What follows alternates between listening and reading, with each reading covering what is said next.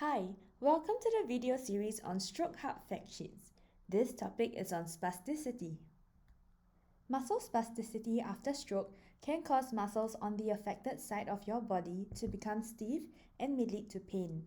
After a stroke, about 1 in 3 survivors experience spasticity. So what is spasticity? Our brain sends signals to the muscles to control movements. When this area of the brain is damaged after stroke, the signals may be affected and can result in muscle stiffening, referred to spasticity. Spasticity may be as mild as feeling tightness in the muscles. For some, it may be severe enough to produce painful, uncontrollable spasms of the legs and arms. It may also result in a fixed position of joints, known as contractures. Some examples of muscle spasticity in stroke survivors include having a tight fist, a bent elbow, an arm pressed against the chest, or uncontrolled straightening of a leg and a foot in a downward pointing position.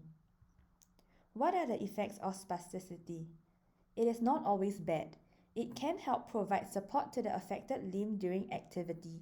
However, severe spasticity usually limits movement and causes joint problems. Therefore, daily activities such as walking, bathing, eating, and dressing may become difficult. Spasticity can cause stiffness, muscle spasms, pain, contractures, fatigue, and mobility issues. What are the options for treating spasticity? Here are some strategies and treatment. Physiotherapy and occupational therapy will help. Depending on the severity and the area that is affected, your therapist will recommend appropriate exercises and other strategies to improve the quality of movement and the control of your muscles. Some of their strategies are through exercises, stretching, and movement, such as range of motion and strengthening exercises, either actively or being assisted by someone, gentle stretching of tighter muscles, proper positioning of the affected upper and lower limbs, and caring for the affected limb to prevent it from injury.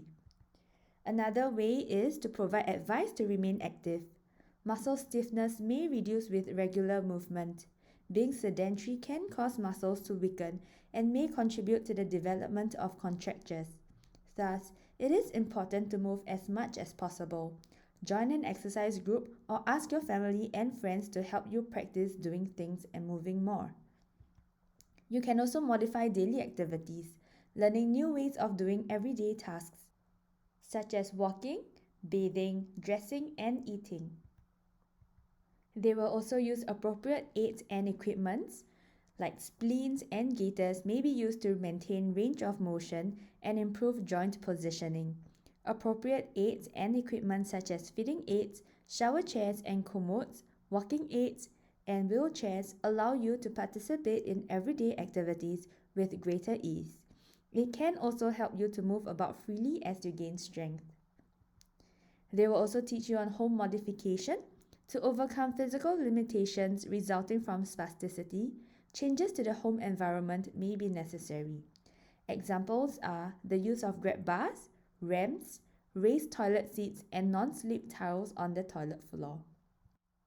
Another treatment option is FES, functional electrical stimulation. It can be used to strengthen the affected muscles to relearn functions such as grasping, reaching, and walking. This may be recommended by your therapist after their assessment to determine appropriateness. Medications may be used to treat spasticity. Your doctor may prescribe it through one of these routes. Oral medications such as baclofen may relieve spasticity. Through injection, botulinum toxin therapy, also known as Botox, is more targeted and is used for localized treatments for spasticity.